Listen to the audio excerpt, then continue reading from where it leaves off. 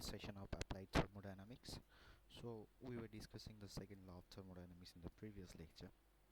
We had seen how the Kelvin-Planck statement and the Clausius statement can be characterized, and from these two fundamental statements, we can generate the concept of the heat engine and heat pump. We have also seen the performances of this heat pump and heat engine in the previous lecture. So along with that, we have also understood that this Kelvin-Planck statement and the Clausius statement may seem to differ from each other, but they are absolutely equivalent.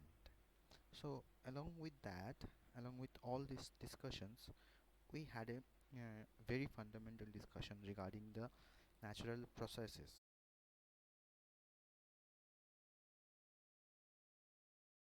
So the thermodynamic processes which are occurring in nature and practice, this can be categorized into three different categories. The first one is the spontaneous processes. Now, these spontaneous processes can occur in both the direction, or it is always moving in the single direction only. If we take the example of water flowing from higher elevation to the lower elevation, then this process can be reversed. But if you take the example of time, which is flowing in the single fixed direction, that is the forward direction only, you cannot reverse back time. So it is quite understandable that the spontaneous or the natural processes may occur in both the directions, but to to make possible this occurrence in both the direction, to make possible the occurrence in the reverse direction specifically, you need the effect of external forces. Okay, that means if you want to carry out the opposite of this process, like if you wish that water will be flowing from the lower elevation to the higher elevation, then you need to apply some external force. Okay, but in case of time, this external force will never get you the prominent result. Okay, so this is a specific category of the occurring processes. Now moving on to the processes where the effect of external means are absolutely necessary. That means you can't carry out this specific process without the help of that specific external means. So in that cases, they are termed as unidirectional processes, so they can't be reversed back. Like if you take an example of a wheel which is brought into rest by the application of a frictional brake. Okay, now by the virtue of energy conservation, you will understand that this kinetic energy of the wheel, they will be converted into heat, which will be registered by the uh, heat by the temperature increase in the wheel. Okay, but if you start to cool this wheel or this brake, you will never get the kinetic energy. Okay, so that means the opposite of these specific unidirectional processes are not possible. Okay, so this is the second category.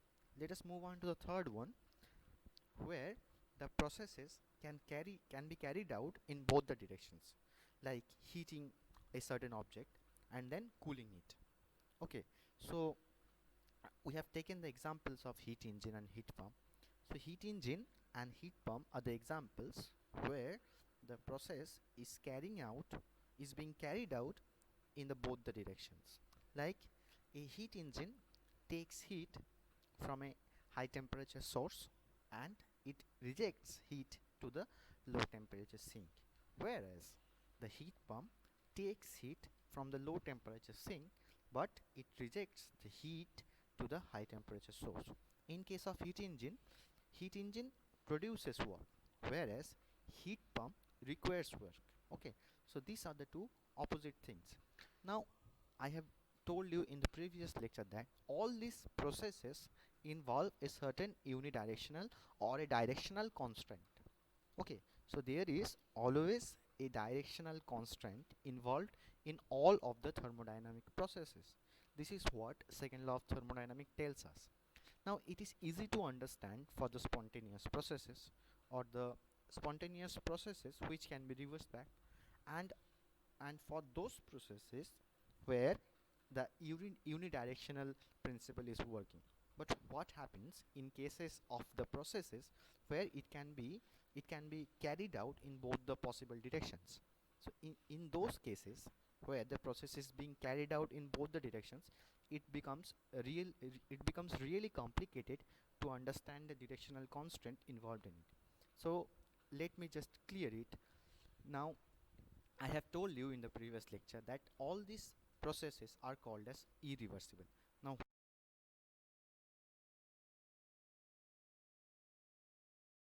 so this is why we say that all the thermodynamic natural processes are always irreversible. Okay, so let us take an example where we would take the case of heating and cooling a certain system, and let us say why we are saying these processes are always irreversible.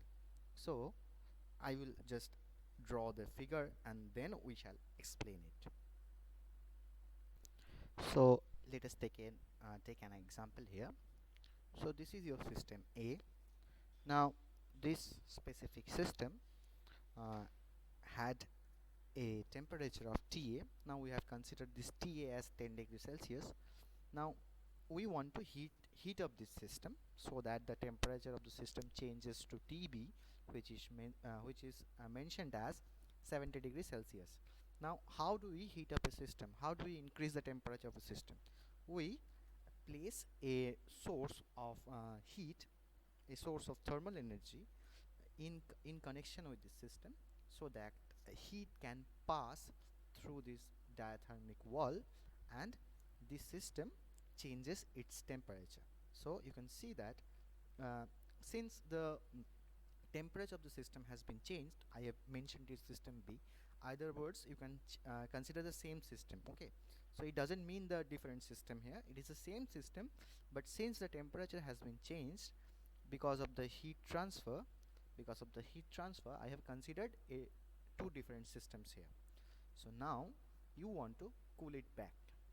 So TA changes to TB, and then you want to come back to the initial position TA.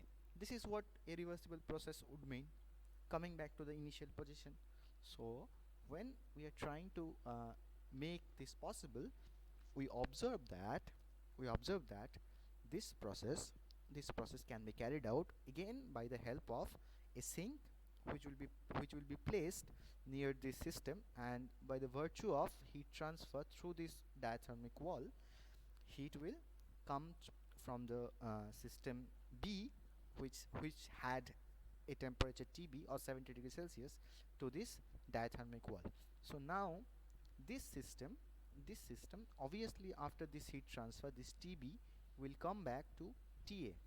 But it is easily understandable that the surroundings are not coming back to the initial position, because you have received heat from a different place, different space of the surroundings, whereas you are rejecting heat to a different space of the surroundings.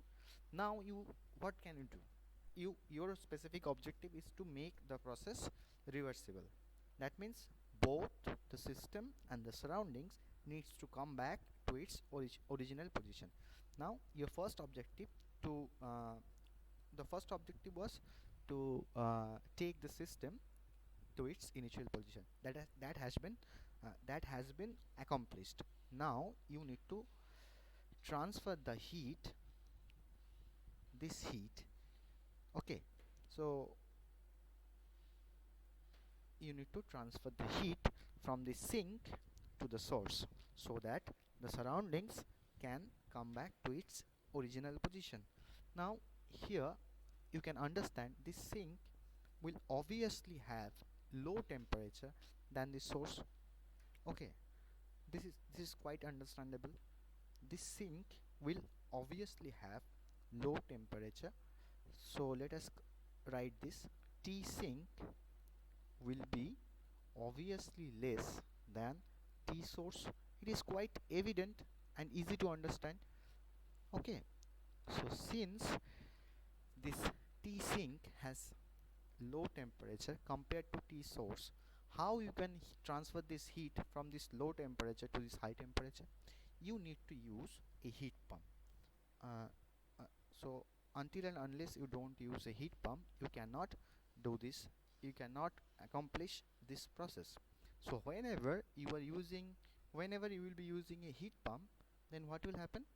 Some work from the surroundings will be provided to the heat pump so that this specific objective can be accomplished. Now when there is work provided by the surroundings, that means that the surroundings is getting disturbed again.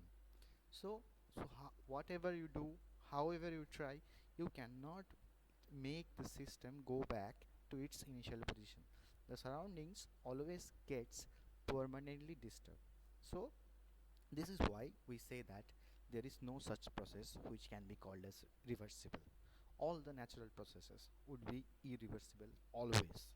Okay, so I hope that you have understood clearly the why all the processes are irreversible. So we had taken an example of heating and cooling. We can take separate examples for reversible work transfer, or for work transfer cases, not reversible, for work transfer cases, for other for other heat transfer cases. For everywhere you will find that no process can be reversible. Okay, so now let us discuss the specific reasons of this irreversibility. Why this irreversibility happens? What are the reasons behind it? Okay, so let us check that. So the primary cause of irreversibility is the lack of thermodynamic equilibrium. Okay, so whenever a system departs from its equilibrium, you will see that the irreversibilities may start to occur. Okay, now the fallacy is that the problem is that until and unless the system departs from its equilibrium, a process cannot start. Like if there is some difference between the pressures of system and the surroundings, that means if dp is not equal to 0, if we consider that dp is not equal to 0, then only then only a certain work transfer can occur. So that means whenever a process is starting, it is absolutely mandatory that this mechanical equilibrium cannot exist. Or same goes for thermal equilibrium or chemical equilibrium. If we consider a heat transfer process, if this condition is maintained, then there would be no heat transfer. So until and unless there is a certain temperature difference, no heat transfer can occur. So the fallacy is that this this the reasons of uh, natural processes, the reason why these natural processes are occurring, they itself are the causes of irreversibilities. Okay, so that means whenever a system departs from its equilibrium, a thermodynamic process can occur. So whenever a system departs from its equilibrium, a process is starting, it means that the irreversibilities will start to happen. So the reason by which a process is carried out are the specific reasons by which these irreversibilities are generated. So this is why no process can be reversible ever. Okay, so I hope this is been explained. Now let us consider the dissipative effects. So like if you consider the mechanical friction, the electric resistance, the hysteresis losses, fluid viscosity, so these are all the dissipative effects which are the specific reasons of irreversibility. So along with the lack of thermodynamic equilibrium, these dissipative effects are also a very important reason uh, for this irreversibilities uh, which is seen within the system. Okay, so let us with this discussion, let us move on to the reversible processes. How do we define reversible process, or how we can conceptualize a reversible process? Is reversible process can you think of a reversible process? How can we think of a reversible process? That is a question now. So let us see how we can conceptualize the reversible process. Okay,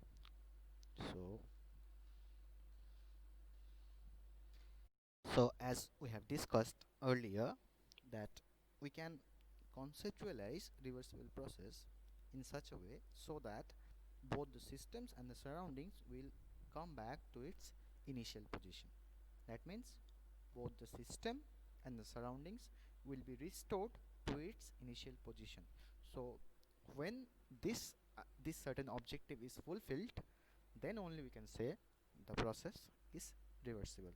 Now, reversible processes can be thought of in two different ways. The first way is that it can be perfectly reversible, or it can be reversible processes in limit. Now, to create a perfectly reversible process, which is impossible in reality, it means that there shouldn't be any uh, pressure difference. So if we are concerned about this mechanical work transfer, then this pressure difference would be zero. That means if pressure difference is zero, then there would be no work transfer. So perfectly reversible process means no process actually. If there is no process going on, is everything is in thermodynamic equilibrium, then only we can say it is a perfectly reversible process. So perfectly reversible process means no process. Okay. For if we consider heat transfer, then we would write dt equal to 0. Okay. If we consider mass transfer, then we would write dc equal to 0. Okay. So it would be dc equals to 0. So now how we can think this reversible processes in limit. So if we are considering the mechanical work transfer process, then we should consider this pressure difference will be so low, so minimum, so that it tends to 0. If the pressure difference between the system and the surroundings is infinitely small, if the pressure difference dp is tending towards 0, and because of this infinite small temperature pressure difference, a thermodynamic process of work transfer is carrying out, then only we can say it is a reversible process in limit. It means that it has an infinite small pressure difference, and because of this infinite small pressure difference, a reversible process can be carried out which will consume infinite time. Okay, so this is a very important thing. Okay, we'll be discussing in reversible heat transfer. We'll be explaining this reversible heat transfer process, so that it can be clarified in a much better way. So if we conceive the idea of heat transfer process in limit, that means we are considering reversible heat transfer process in limit. Then how we can conceive? We have to understand that this temperature difference between the system and the surroundings, it is very very small. It is infinitely small. So because of this infinite small temperature difference, a heat transfer can be carried out. A certain heat transfer process between the system and the surroundings can be carried out. And for mass transfer, this mass concentration, this differences in mass concentration tend to 0. So when these conditions are accomplished, then only we can say a reversible process can occur. So let us move on to the example of reversible heat transfer process, so that your idea of reversible heat transfer process can be clarified in a much better way. So let us move on to reversible heat transfer process. So before conceiving the concepts of reversible heat transfer process, let us understand what do we mean by irreversible heat transfer process. So here you can see a water filled beaker which is at temperature 20 degrees Celsius. Now we want to heat this water up to 80 degrees Celsius. So what do? We place a source which is maintaining a constant temperature of 120 degrees Celsius, and because of this diathermic heat wall, heat penetrates this wall, and this temperature of the water converts from 20 degrees Celsius to 80 degrees Celsius. Okay, so now if we are interested in finding the temperature and time characteristics of this process, then we will see that this is the graph. and this red arrows indicate the degree of irreversibilities. So you can observe that at initial state, when the temperature difference was when the temperature of the water was 20 degrees Celsius, the degree of irreversibility is much higher. Okay, so since after that temperature got increased, the degrees of irreversibilities become much lesser. So this is the most important understanding from this process. So whenever you will find that there is a finite temperature difference, okay, so whenever there is a finite temperature difference, it means that it is a irreversible heat transfer process. Okay, so now to conceive the idea of reversible heat transfer process, if we if our objective is to get the same result again but via reversible process, then what we have to do? We have to place here infinite number of reservoirs with infinite small temperature differences. So I will just draw the diagram again for the case of reversible heat transfer process. Then I think you would be able to understand what I am trying to say. We will be placing infinite number of reservoirs in connection with this water, okay, and the heat transfer will take place at infinite slowness. So it will take infinite time to reach 80 degrees Celsius from 20 degrees Celsius. Okay, so let us just draw the case of reversible heat transfer process. Okay, so as you can see over the diagram here, we have placed infinite number of reservoirs with infinite small temperature difference. Like for this first case, here you can see that the temperature of the reservoir from which this water will get heat, will get thermal energy, is at 20.01 degrees Celsius. So if you conceive the temperature difference, this temperature difference can be as low as possible. Okay, it can be lesser than that also. It can be 20.001. So again, so when the temperature of this reservoir is 20.01, so after some time some amount of heat will be transferred to it. Okay, and the temperature of the water after some time, it will become 20.01. So when the temperature has become 20.01 degrees Celsius of this water, then it is transferred to the next reservoir. So these reservoirs are placed, so there are infinite number of reservoirs, mind it. This temperature difference can be lesser than this difference also. We have placed in the 0.1 order, that is 10 to the minus 2 order. It can be 10 to the 3 order. So as low as possible. So more the temperature difference, that means more the number of thermal reservoirs, more the process becomes reversible. So, and you have to keep in mind that this process would take a much time also. So infinite number of reservoirs creates infinite slowness for the process, which in turn creates infinite time. Okay, so this infinite small temperature gradient uh, creates the heat transfer, and the temperature of the water becomes 20.01 degrees Celsius. Then this water is interacting, then this water starts interacting with the next reservoir, which is kept at the temperature 20.02 degrees Celsius. Okay, so this goes on continuously until and unless the temperature of the last one becomes 80 degrees Celsius. So the points which you need to understand to conceive the process of reversible heat transfer is that it is it is a infinitely slow process. It will consume infinite time. So each step is acquiring the thermodynamic equilibrium, or specifically to say thermal equilibrium conditions.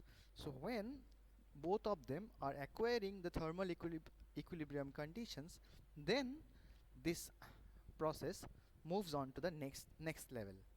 Okay, like when the temperature of this water becomes 0.20.01, then it is transferred to the next one, where heat is transferred here. So we can assume that this heat transfer is also very small. Okay, so it will be in the order of very small, and we have given this dq for that. So I hope you can now conceive the concepts of reversible heat transfer, which means infinite small temperature difference which creates a infinitely slow heat transfer process. And you must understand that uh, for this there is a very small amount of deviation from the thermal equilibrium condition. So since the you know that the causes of irreversibilities, it was mentioned that lack of thermal equilibrium was an important point. So here you can see the system is deviating from the thermal equilibrium conditions very low. Okay, so the deviation can be calculated as very low. Okay, so these are the points.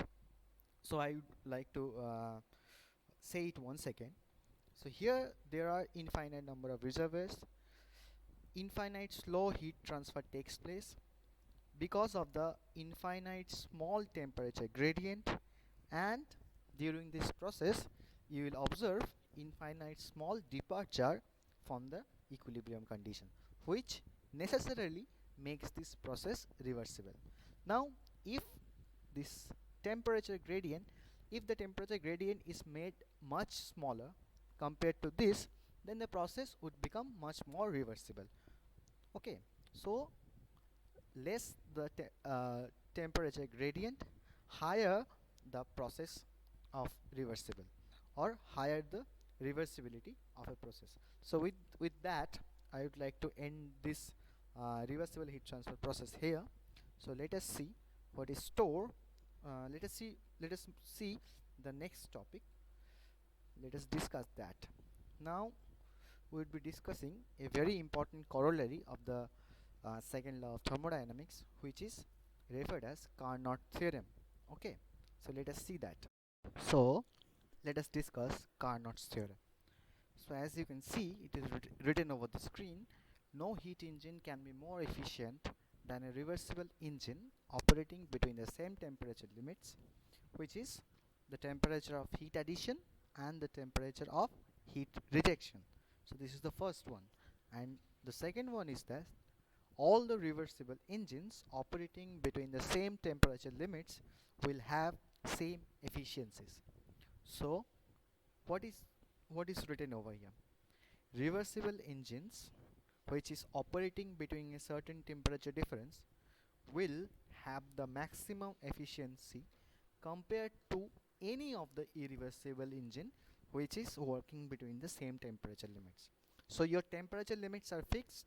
Now you are comparing the efficiency of a reversible engine and an irreversible engine. So what do you get? You will get that reversible engines will have always the maximum efficiency. That is the point which we can understand from Carnot's theorem. Now it is very easy to understand, but how we can prove it? So let us move on to the how we can prove it, how we can discuss the procedure to prove Carnot's theorem. Okay, so we'll be discussing the first one, how we can prove it. So here you can see that there are two specific engines. This one HER refers to the reversible heat engine, and this one is the irreversible heat engine. We have not used any suffix over here. Okay, now what happens? This reversible heat engine and this irreversible one, they are working between the same temperature limits, that is T1 Kelvin and T2 Kelvin. Okay, so now this heat engine, reversible heat engine, receives Q1R heat from the high temperature reservoir, and this irreversible engine also receives the same amount of heat. So we have written Q1 equal to Q1R, and it rejects heat Q2R and Q2. So for reversible engine, this is the heat rejection. For irreversible engine, this one is the heat rejection. Now this is the work done. R indicates reversible work done, and this W is the work done for the irreversible one. Now we have to prove that. So now we have to prove that the efficiency of the reversible engine would be much more compared to the irreversible one. So to prove that, let us assume the opposite thing. That means we will be assuming that this irreversible engine have the higher efficiency than the reversible one. That means eta is greater than eta R. So we can say that W will be greater than WR, because you know eta means work output divided by heat input. So eta is nothing but W by Q1, and eta R will be WR divided by, so you can write simply W by Q1 is greater than WR divided by Q1R. Now what happens, this Q1 and this Q1R, they are same, so we can remove this, and ultimately we can see this equation holds, W greater than WR. Now let us move on to this. So after we have assumed that W is greater than WR, now we will be reversing the direction of the heat engine. Since it is a reversible heat engine, it can be reversed. That means now this heat engine will reject heat to the high temperature reservoir, whereas it will take heat from this low temperature reservoir, and it will consume work of WR. Okay, that means this heat engine will be considered as a heat pump now. Now during the reversal of the reversible engine, it is quite understandable that since it is a reversible engine, it can be easily reversed. But what happens if you try to reverse the concept of irreversible engine? It means that the directions can easily be reversed, but for reversible engine where the magnitudes were always remaining same, that means if it is taking heat from the low temperature reservoir, then the amount of heat when it is acting as engine, it is rejecting heat Q2R. But when it is acting as heat pump, it is taking heat Q2R. That means these two magnitude of the heat are remaining same. Here it was producing WR work, and now it requires WR work. Okay, so try to understand it. So when a reversible engine is completely reversed, it is the energy interactions, they are remaining same in their magnitude, but the directions are getting changed. But if we try to reverse the direction of an irreversible engine, then the directions will be reversed. That is quite true, but this magnitude will change. Since it is not a reversible engine, since it is an irreversible engine, this magnitude will change. That means if we want to get the same output, if we want to work this engine as a heat pump, then these directions would be changed. Now you can't predict, it will reject this Q1 heat when it is consuming work W and taking heat Q2. So this can't be predicted for an irreversible engine, whereas for reversible engine, it is quite easy to assume that the directions as well as the directions would be reversed and the magnitudes would remain same. But for an irreversible engine, the direction would be reversed, that is true, but the magnitude would vary depending upon the certain conditions. Now, so what I was trying to say is that we would be reversing the direction of this heat engine. Now this heat pump, now this heat engine, reversible heat engine, would work as a reversible heat pump. Okay, so this reversible heat pump will now take heat from this low temperature reservoir. The amount of heat which is taken by the heat pump is Q2R, and it is rejecting heat Q1R. Okay, now what happens if this heat is being somehow connected with this, is made possible to connect with this heat engine. So via a diathermic wall, let us connect this heat with the heat engine. That means this heat which is being rejected by the heat pump will now act as the input heat energy of this heat engine. That means now it is receiving Q1 heat, rejecting Q2 heat, while it is producing W work.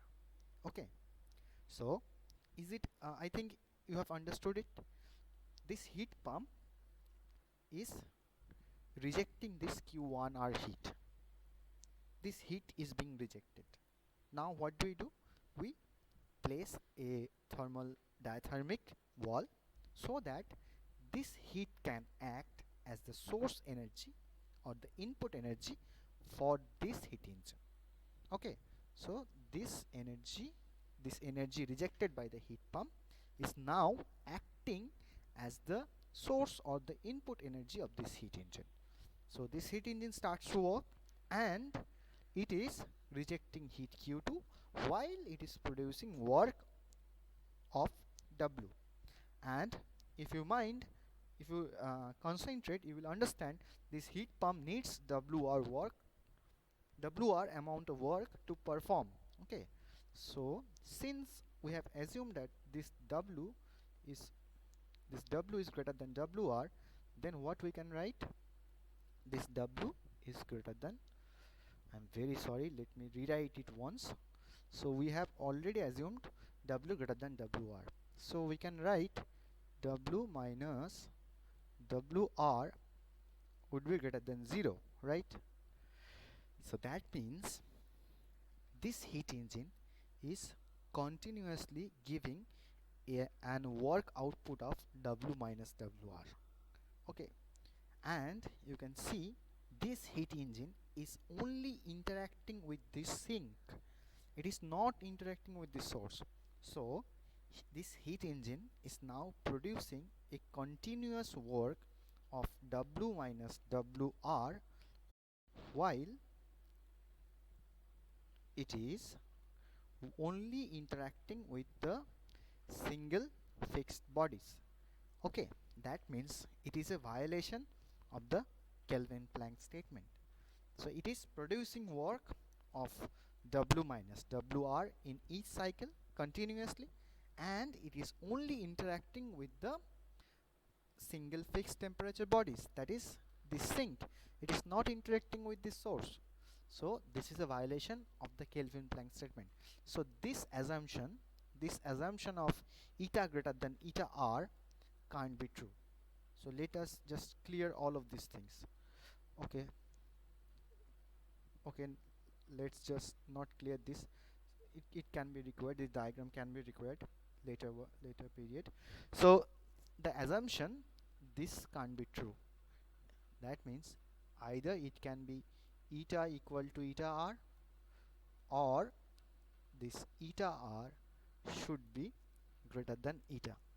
Now since these two engines are not same, since these two engines are entirely different, then this possibility is also reduced. So it is not possible, right? If this thing needs to be possible, then this Q2 also be same. This Q2 needs to be same with this Q2R, which is not absolutely same for these two engines. So this possibility is also reduced. Then the only possibility which is left with is that eta R is greater than eta. That means the reversible heat engines will always have the maximum efficiency.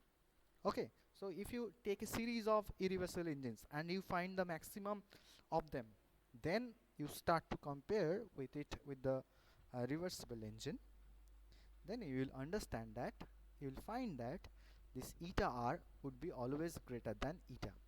Okay, so reversible engines will have always the maximum efficiency compared to any other irreversible engine when it is working between the same temperature limits. Whereas if we consider a comparison between two reversible engines when they are working between the same temperature limits, their working fluid, their design, their modus operandi, everything can be different, but they will always yield the same efficiency. They will always provide the same efficiency. Okay, so with this uh, understanding, I hope your concept is much more better, your concept is much more clear now. So that means reversible engines will have the highest efficiency compared to any other irreversible engine when they are working within the same temperature limits.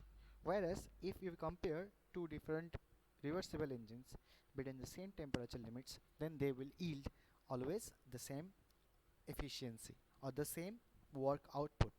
Okay, so with this, let us end our lecture here. In the next lecture, we'll be discussing some other important corollaries of the second law of thermodynamics. So let us wait for that, and thank you all. Thank you for this for your time. Thank you. Thank you very much.